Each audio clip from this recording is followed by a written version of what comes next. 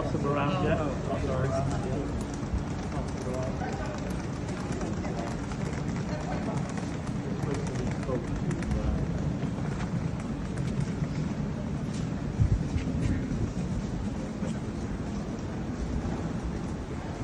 Okay, can everybody hear me?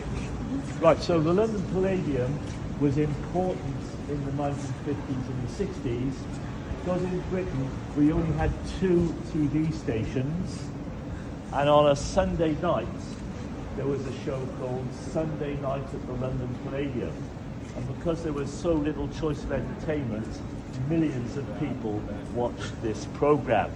And the program itself was a mixture of sort of comedians, magicians, solo singers, and in the early 60s, pop bands. So the Beatles, for example, if they had a single, would go on Sunday night at the London Palladium, and immediately sort of 11, 12 million people would be aware the Beatles had a new single out that week. And at the end of the show, there was a carousel, and all the acts used to stand on the carousel as went around and they'd wave goodbye, those were the days. And the Rolling Stones created a huge controversy, front page of newspapers, because they refused to go on the carousel at the end of the show, yeah?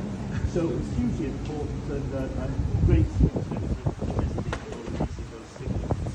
So everybody knew about the London Palladium, and one guy, Brian Epstein, you all know he was based in Liverpool. So what did he do when he moved his operations to London in 1963? He chose the location of an office right next to the London Palladium. So all the people who he tried to sign and all the people who he had signed, sort of he had this huge kudos and credibility because, he must be important. His office is next to the London Palladium, and we've seen that on the television, yeah? So just over there on the right, so behind the scaffolding, that was Epstein's office, and this is where his operations were sort of focused.